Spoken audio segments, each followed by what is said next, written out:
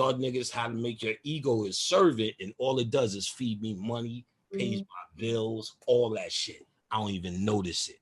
I don't even have to pat it on the head. It needs to survive. Y'all misinterpret the ego as a problem. It became a problem. Y'all didn't understand it was a servant that came down here with you. Oh, but we don't have that time, that kind of lecture time. It's a servant that came down here with you. You got to know how to get it in check. That's a part of that chakra work, and that's what me and Rich talked about in that goddamn workshop. Y'all need to get in that shit. Y'all think I was playing? Shit, I was not playing. Y'all need to get in that because, you know, I explained how to start flipping your energy through your chakra work, or at least I let you know what chakra work is headed out, what's in store for you, and different concepts. I added the occult concept. I'm sure you heard of eat bananas, that's yellow. Nah, we go a little bit funkier with it. And when you do that, what you got to understand from the solar plexus where the ego comes in, once you forgive it and it has no place to go. I talked about that, about forgiving, compassion through the heart chakra. And remember, this chakra has no place to go anymore. Think about that. Because it was fighting, it was holding on to whatever because they called you a punk. It was holding on to whatever proudly because they said you know what I'm saying, had a great chest, whatever the fuck they said in high school. Now that you don't care about it, it doesn't know what to do. So it will seep into consciousness if you don't know where to put it. Most people think once they get here, they're supposed to be this poor, righteous teacher. So it's not really being poor because you were already fucking poor. No matter how many sneakers I show you, I'm fucking poor.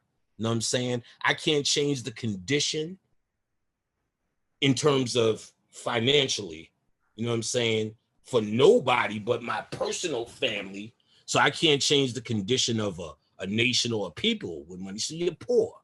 You know what I'm saying? You're living under somebody else's idea of money, no matter how many stickers someone shows you. So that idea of rich ain't it. And that idea of nigger rich ain't it. It's really about just what you can carve out for yourself around this motherfucker at this point. And like I said, I understood if I started to become this poor righteous guy, the ego that I was didn't give direction to, that's sitting here in the solar plexus, is going to want to work his way up into my newfound consciousness. And that's usually what happens. So you hear more twisties, more outfits, more hotep, and I love you, brother, and all that shit, because the ego just retransformed itself here. You got to give it a new direction. So I still let it do what it was trained to do all its life, pursue material wealth. Still let it do it. Let it do it to serve you, because you understand material wealth is not why you get out of bed anymore. Material wealth is now a bitch of yours, a tool, something that you can use to only further your consciousness in your study. And all that other shit that you had dreams about when you was a little kid, do it too if you can.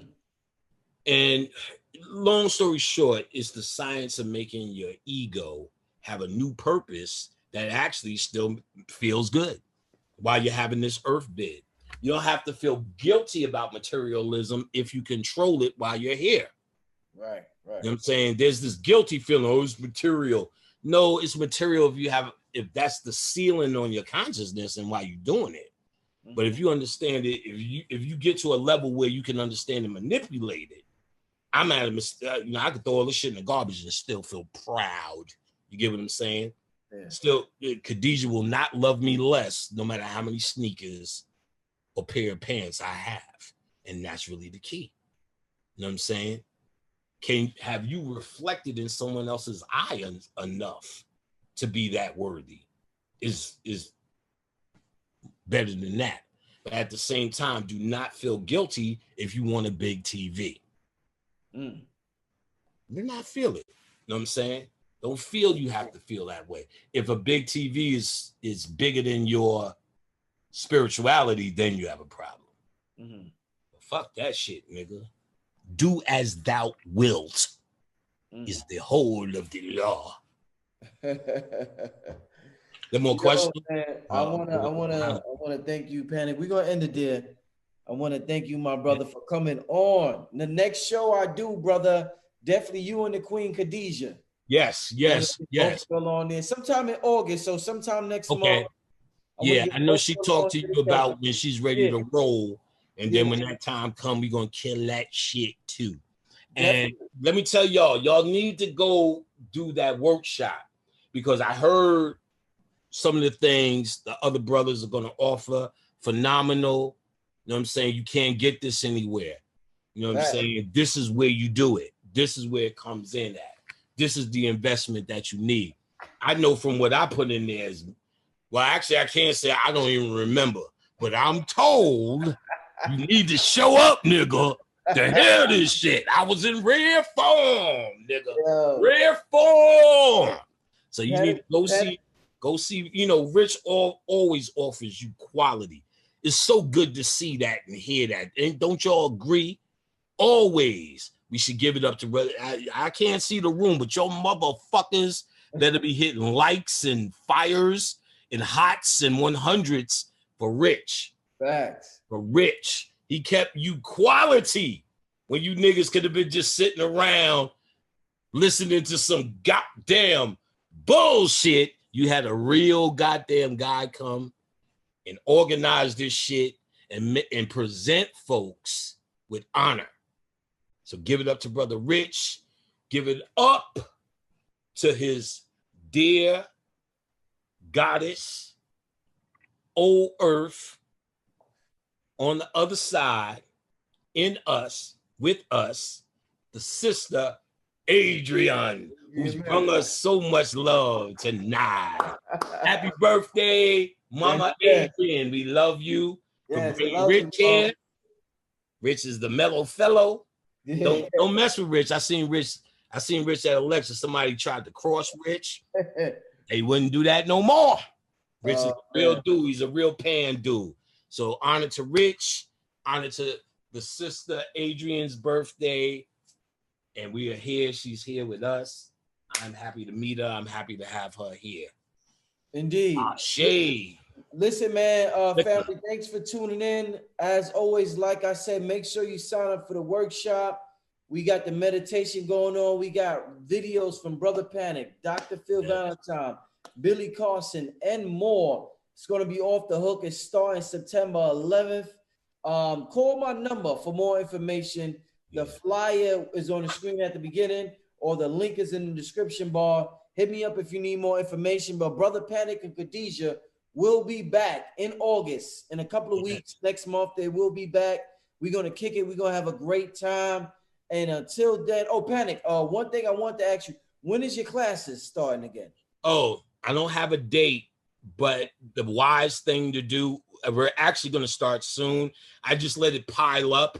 And then when I get enough heads, I do it. It's almost enough heads. So if you want to join now that we Zoom, just join, pay. You'll be on the list. I acknowledge you when you pay. So get me to acknowledge you. That puts you in the folder. Right. So my folder is thick now. So we're talking in a couple of weeks. I'm going to throw a date. So if you want to know, the best thing to do, if you're going to join it, you're going to do it, just join. You'll just be put on. You'll be in the next one.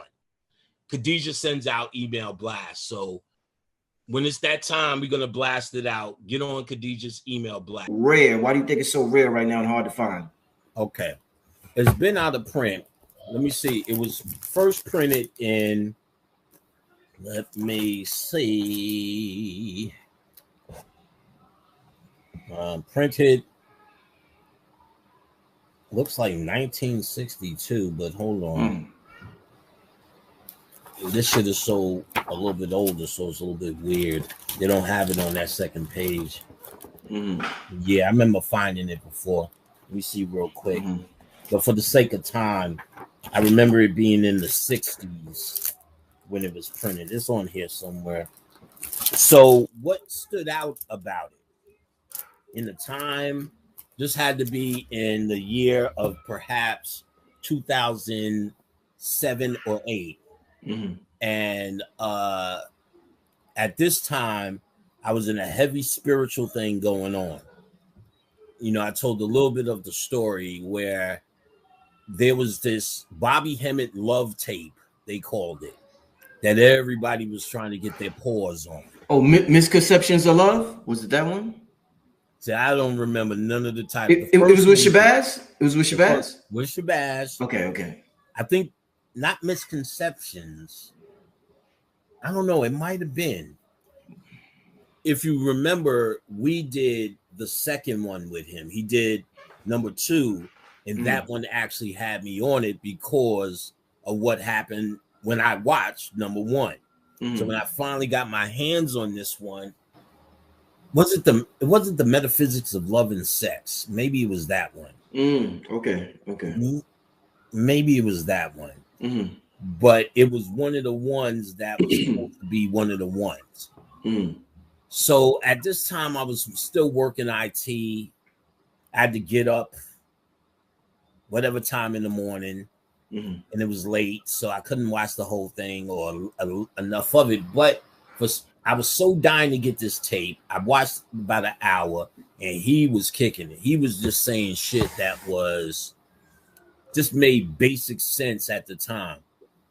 Like, your lover isn't responsible for your love. It's your love. It's your chakras. It's your heart.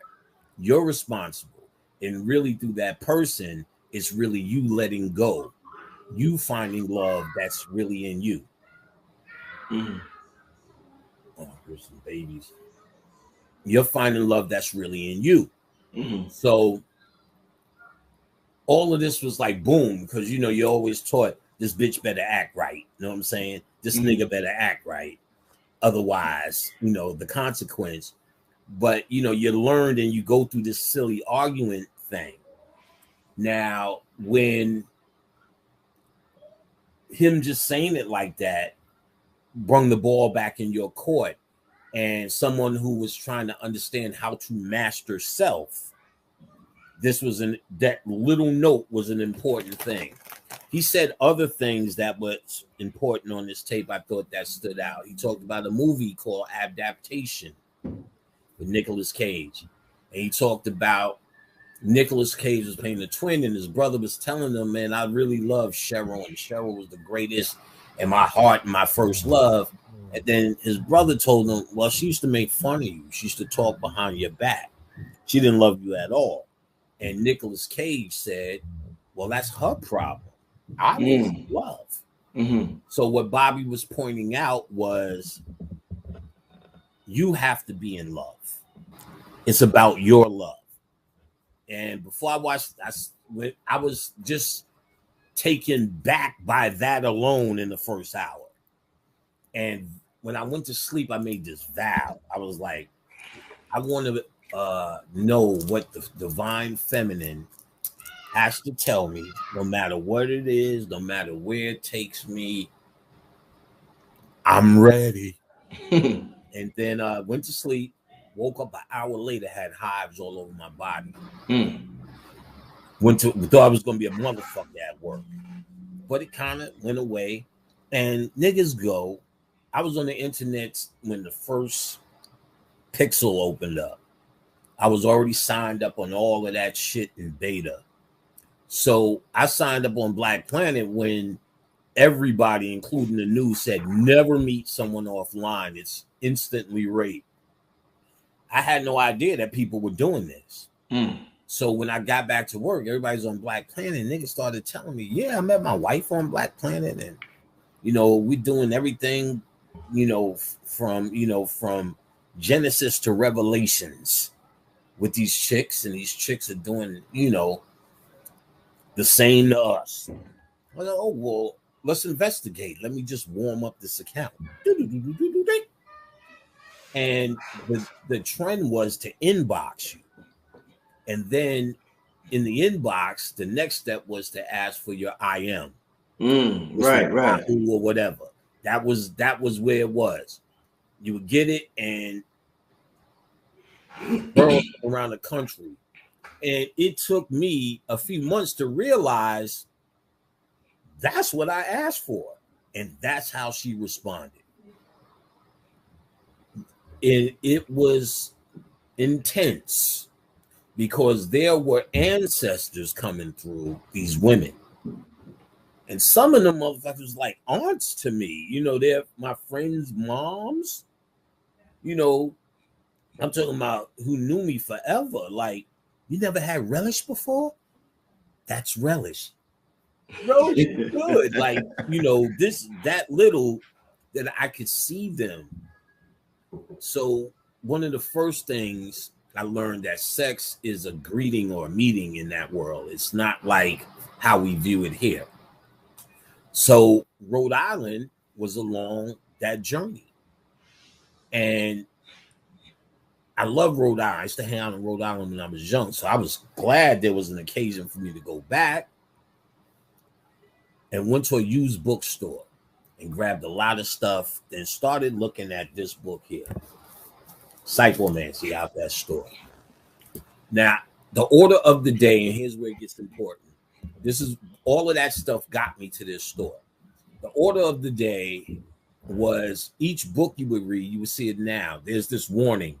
What you do may come back twofold on you. Mm-hmm. All that's bullshit to scare you or scare us more or less from really getting into some super funky cold Medina shit.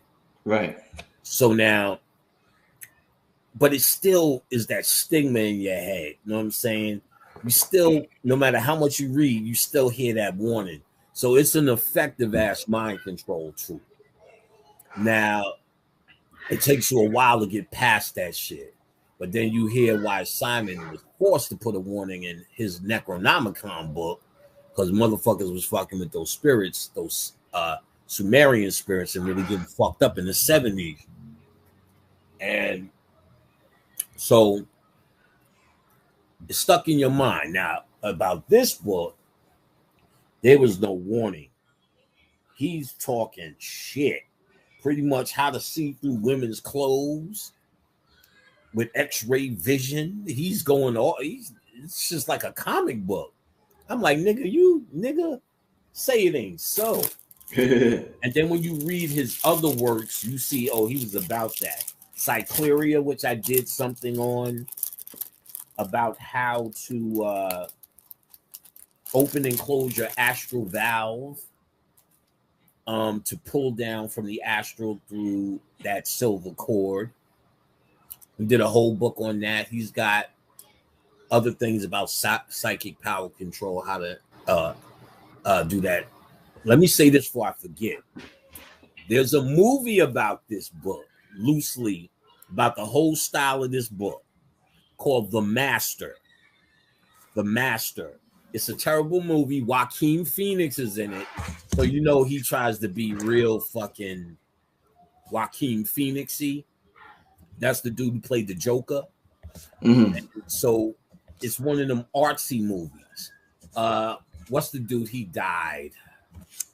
He killed himself actually on drugs. He's in it, one of his last performances. But they're doing all the fucking exercises, or a lot of the exercises from Cyclomancy in the movie. She goes, look at my eyes. He goes, what color are my eyes? He goes, they're blue. He said, see them as brown. Look until you see brown. You'll never see brown per se, but the act of using your imagination to see brown, right? That's the point. It's not the destination. It's doing. It's what you're doing, and I'm gonna get harder into this a little bit. Is trying to break down what you call reality. You stuck yourself on reality based upon your agreements.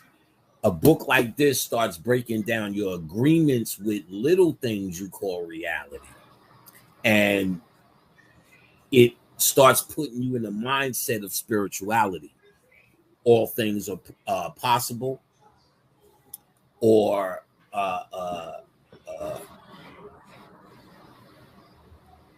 more creative and what you call it, visionary in your thought process and how you factor in how you see yourself. We see ourselves with some pull yourself up by your bootstraps, A B equals C, 5 plus 4 minus 7 equals 2. If we can see ourselves and visualize through our imagination, you go a little bit further in terms of how you magnetize. But we're fighting against a reality that we've already have defined in stone. As up is up, left is left, right is right, and that's how it go. You go to everything that I speak about is based off our anatomy and astrology. So when you look at our anatomy, and you look at our genetic makeup, we actually have the sun. We're particles of the sun. If you go all the way down to the smallest minute, which is a smallest molecule, you will see that molecule has what you would call subatomic particles, which is electrons, protons, and neutrons. That's come directly from the sun. So, and if you look at our brains and you look at the nerve, our neurons inside of our nerves, they look like what you would call if you was to pull a plant or a tree out of the ground, you was to deroot it. You would see the roots look just like dendrites. The roots look like the dendrites that are off of your neurons, and your neurons look like the stars and the constellations in the sky. So when I say sunblood, or people saying sunblood, that's because we have the consciousness of the universe and the blood of the sun actually flowing through us. Excellent. So what would you say if people say you worship the sun? For those who are Christians, I got Christians on this channel. A lot of people be surprised. A lot of Christians, they sneak and watch this channel. So for those who may be beginning, they say you worship the sun. What would you say for somebody who's saying this brother Kalai is worshiping the sun? Well, those that are saying that I worship the sun don't understand. I understand they don't possess the properties of understanding genetics, because the sun produces red blood cells. And what do red blood cells do for the body? Red blood cells builds up what you call your immune